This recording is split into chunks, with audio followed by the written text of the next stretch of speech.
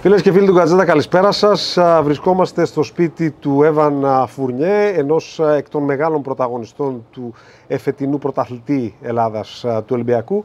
Evan, first of all, congratulations and thank you for hosting us at your place. Your season at Olympiacos began with a Super Cup trophy against Panathinaikos and ended with a championship against the eternal rival. How different were these two battles, and if last October in Rhodes, when you won the Super Cup, you expected to experience such a warlike experience and toxic atmosphere?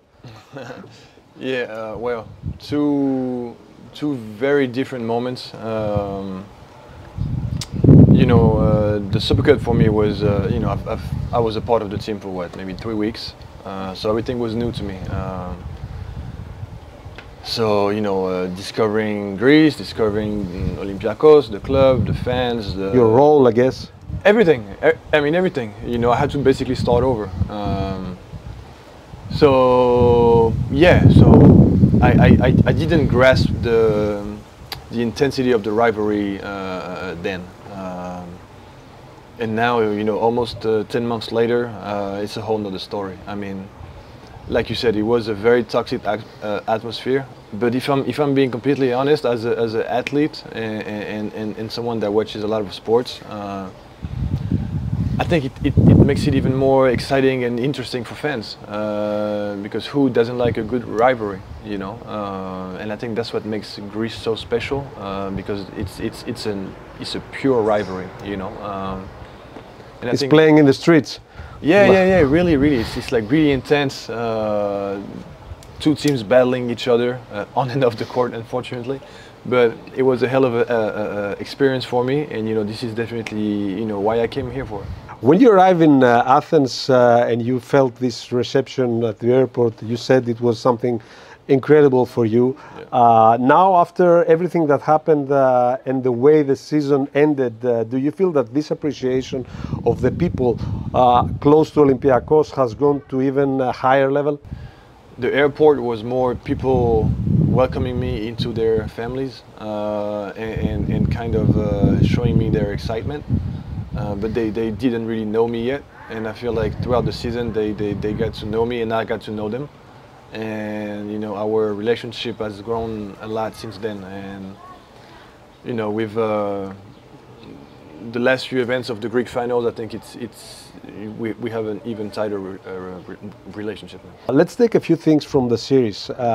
How difficult was it for all of you to make this complete turnaround, after and achieve 3 consecutive victories in 8 days? Which is very difficult in this level, and against a great opponent like Panathinaikos. After such a great disappointment, coming back from the Final Four, losing this big goal, and also starting very poorly in the Game 1, in Oaxaca. I mean, I think you just said it. Game 1 was terrible for us, partly because we didn't move on from Abu Dhabi.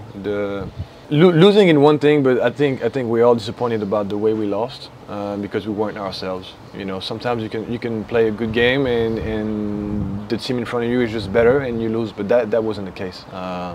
We just weren't ourselves, and that's what really hurted us the most, I think. So Game 1, I think, for both teams actually, because Pana didn't play well either. For both teams, it felt like a funeral game, where both teams are like, okay, what are we doing here, And with the excitement of the Greek League finals and what happened Game 2 during the warm-ups and stuff, I feel like both teams really got into it, and the series completely changed. It's written quite a bit in the press by many colleagues of mine, that the speech of the owner of Panathinaikos to his team's players before the start of the finals, the comments like break them up, they don't talk to each other, it's a 3-0 thing. And also the visit to Sef before the warm-ups, as you said, played a role in your rallying and your unity. Are these valid? These things have an impact to the locker room? 100%, yeah. Yeah, that fired us up, for real. That played a big part of us just being upset and playing with an edge and being more aggressive from that point on. I mean, it was just so unnecessary to say all this, you know. I'm sure I mean, I mean, actually, I don't know why he said all that, but from our perspective, it was just like, okay, this is on now. Like, you know, we have a good challenge in front of us, and we're gonna fight. So of course, it is personal, but this helped you to make it more personal. Yes. After the second final and the temporary interruption of the finals, how did you feel? It was a tough moment. That was a tough moment because this is my first year in Greece, right? Were you afraid this thing maybe will not end? Well, so that's what I'm saying. So for me, I didn't really know what to expect. So I'm asking guys, you know, I'm asking Pap, I'm asking Sasha, I'm asking front offices guys, like, okay, what's going on? Like, are we seriously, like, is it actually over? And some guys said, yeah, I think it's over. And so for me, it was challenging because I kind of let my guard down. Like for 2-3 days, you know, I let myself think that the season was over. And all of a sudden, you know, the pressure started going down. You start feeling your body, you know, like you start feeling pain a little bit more. You're not as locked in. You're not as focused. And so, the first practice after all that, it was terrible. We had a terrible practice. I mean, we gave what we had. You know, yeah. we played hard, but the focus wasn't there. We didn't make shots and stuff. And then boom, the news was that, you know, the series goes on and everything went back to normal. What is the feeling for a European player, of course, but a player that played for 12 years, you know, in the NBA, you know, where these things, you know, don't happen? Yeah, it's compared to the NBA, it's very different, very, very different. Yeah. But I think it's what makes Greece Greece, you know. You don't see the passion. I mean, you can have passion and intensity and all that atmosphere without having also, you know, that kind of I'd say unnecessary attitude or repercussions. You know, it kind of goes together. So it is what it is. But it's for sure different. Okay, the restart of the championship is finalized. Yeah. And you go to Aka for game 3 and you lose in the first period Fall. Yeah. Due to an injury, and Fall, who didn't make it last year in the finals, was completely insane, you know, in the finals, in the first three and a half games, let's say. Were you afraid that with you trying to find your game in the first half, everything would end? No. You know, a game is 40 minutes, 2 halves. Losing Moose was tough, for sure. Losing Moose, I mean, you know, I've known Moose for a long time, and you know, if he's on the ground screaming, it means it's serious. It's very serious. So we knew he was out. But you know, when you're in the moment, you know, the heat of battle, you don't think about fallen soldiers. You know, you just think about next play. And I think that's what we did. And Milou stepped up and he played great. And even Sasha and Alec played at the 5 a little bit. So you know. And we reached the second half. I will take you there. When you are in a state of basketball ecstasy for some moments, and we are practically a short distance from the way you played in the regular season of the EuroLeague in the same field. Of course, you remember. Did something dominate your mind throughout the third period, then, or did your, you know, killer instinct came up? Yeah, I think, you know, we have a way to play where, you know, we really preach sharing the ball and having everyone playing together and having everyone in rhythm. And you know, the first half, you know, the ball was moving, and you know, it wasn't necessarily finding my hands. And we weren't playing bad; we were actually doing pretty good. So there was no need for me to be ultra aggressive. But you know, there was a moment where I felt like, okay, I need to kind of put my stamp on the game and force the issue. And you know, after I made one shot, you know, as a shooter, you know, that's all you need. And from there, you know, it just got better and better. And suddenly, at one point in the beginning of the fourth quarter, you are in the fast break, you go for the layup, and Nan knocks you down with maybe consecutive blows in one layup. I assume that with you playing at this level so many years, you know, these things happen. But at that moment, knowing yourself and seeing, you know, after the video, after the replay, you know, what you did, you know, it was something that you regret, it was something that you felt bad, it was something that you know that you had to do in order to protect yourself? No, well, I'm kind of conflicted about what happened, but I think context is important. The context of Oaka, first of all. I mean, you guys know how you know Oaka can get, and you know after the foul, I was in a very emotional state because it was a really hard foul. And if Shaq and Peters weren't there, you know, it probably would have been a fight, to be honest, because you know at that moment you see red, you know. So as soon as I got up, I was about to, you know, confront Nunn, but you know I'm glad my teammates grabbed me because it could have been you know a lot worse than that, and yeah, so I was in an emotional state, and you know those fans. They just wouldn't shut up, you know, and so I did what I did. I do think it sends a bad image to kids watching and families behind their TVs, and even you know Olympiacos fans. It doesn't represent the club well.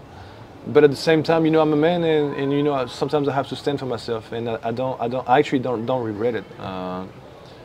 You know, those guys deserved it, in my opinion, because the truth is, if you know, people wouldn't act like that on the streets in front of you. You know, they wouldn't curse at you, and so they know we are on the court, and we can't do anything. But you know, matter of the fact is, if you meet someone in the street and you know someone talks to you like that, you know, you smack him in the head, and I was obviously not going to do that. So yeah, I just did that to tell them to get off me, basically.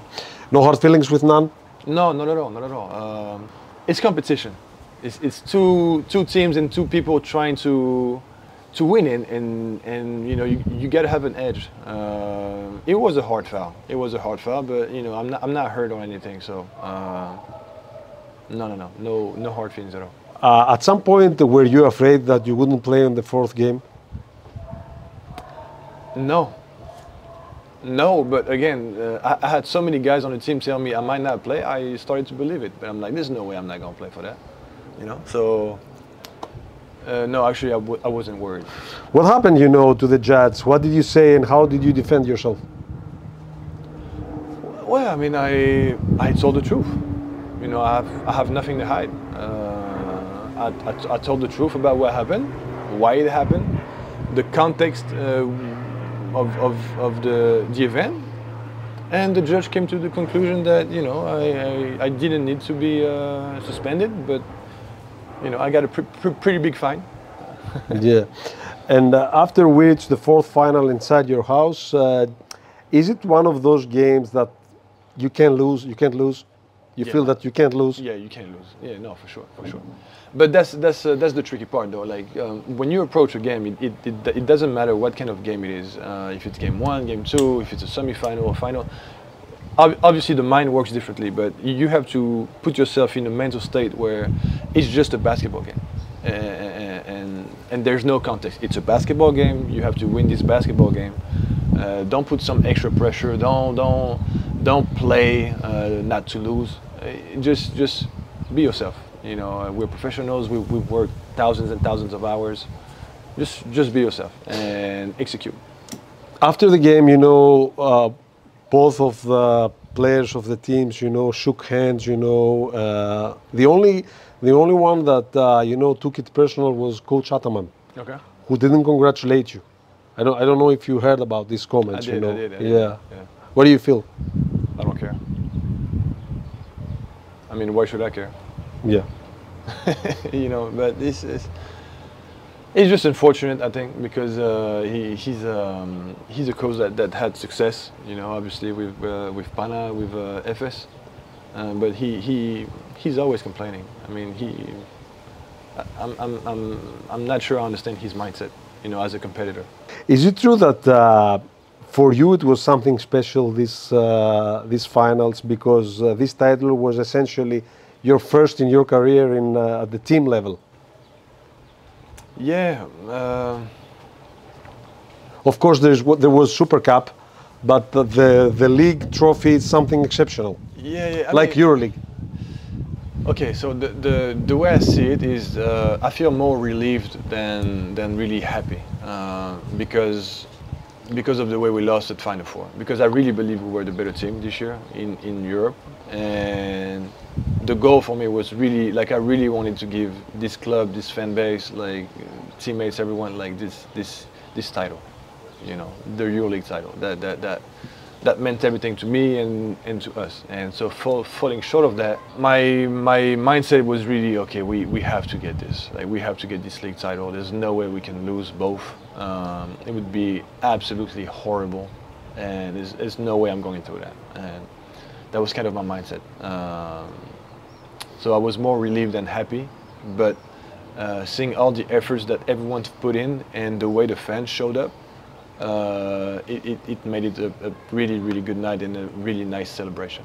Do you have some special comments about McKissic, Dorsey, and Milu? I mean, the first one told us in Abu Dhabi that he's about to retire from disappointment of his role. The second one blamed Bartzokas for his disappearance, you know, in the EuroLeague, and the third one was presented to having an agreement with another team. These three guys had 0 points in the final one and averaged 43.3 in the next 3 games. Yeah.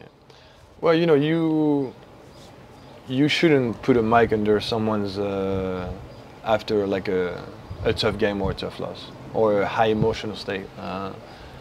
Because when you're emotional, you're not rational, and you don't necessarily say, you know, the things that you should be saying or the things that you're thinking.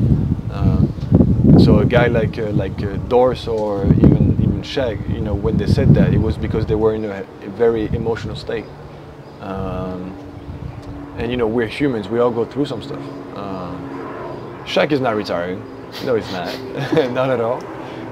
Not after yesterday's game. But when you play a playoff series, you need X factors because okay, they know how Sasha and we're going to play, how we're going to score. They know how Thomas is going to play. You know, starting five, big minutes guys. We all know each other. We've played against each other many times. So the defense is kind of used to it. But then when you add an X factor, someone that can kind of, you know, mix things up and really change the offense or the defense, then it's kind of like unexpected, and it can go both ways. And those three guys were amazing. Shaq was sensational last night, so they got us the win. As you prepare for your vacation and in a while to return to France for the off season, what do you take with you, you know, from the first year in Greece, and how do you imagine the second one? I don't know. That's kind of a hard question. There's so many things I can take from my first season. Let me help you. Yes. Maybe the distance between, okay, let's say one thing. Maybe the distance from the tearful end of the match in Monaco and the hugs, you know, at the awards in the ceremony. This distance, this journey, it is something important. In which way you mean? Inside of you. Well, I mean, hopefully there won't be tears next year. That's for sure. But it's part of life, you know. Yeah, I mean, you know, sports can be very cruel, and you know, it gives us a lot of emotions because we give everything we have, and you know, throughout you know the whole season we gave everything we had, and to fall short like that was very hard, and so that's why I was crying. But next year, I mean, next year is going to be the exact same thing. We're going to give everything we have. We're going to practice as hard as we can. We're going to show up to every game, and we're going to fight. We're going to try to win as many games as possible. And you know, sports is sports. I don't know if we're going to win. Hopefully, we will. But I can't say how next year is going to go because you never know. There's so many factors, injuries, you know, yeah. Guys, you know. So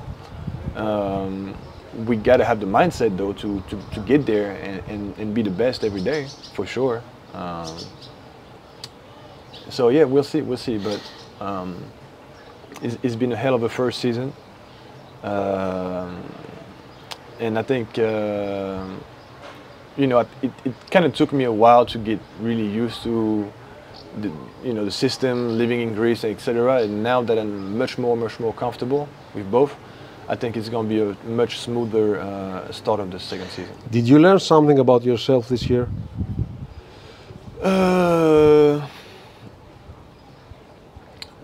No, not learn something different, but Discover. kind of like rediscovered my passion and my fire.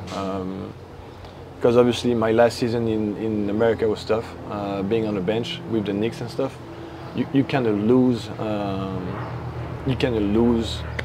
I mean, you don't lose it, but it's not as powerful. You know, your fire and your need to win games and go through the hardship of like your season and the battles and stuff. And I really missed that. I really did. And being able to fully be myself here, and you know, I'm a little bit of a crazy guy. So You don't look like. You know, well, I mean, I guess for Greeks maybe not, but in France I am crazy. That's what people say. I heard something. Yeah. Yeah. So I think the intensity of Greece and the passion of Greek people has allowed me to fully be myself. Yeah. And for that I'm really grateful. And something last but not least, you know, did you learn this chant, you know, that the fans of Olympiacos sing about you? Which one? I don't know. What? S'il vous plaît. No. The first, the most common. Wait, Fournier? Yeah. Did you sing it? My son do. Yeah. My son do. Yeah, I can bring him right now. He sings it almost every day. Ouais, Fournier. Yes. Almost every day. Ok, man. Merci beaucoup, monsieur. Merci. Merci.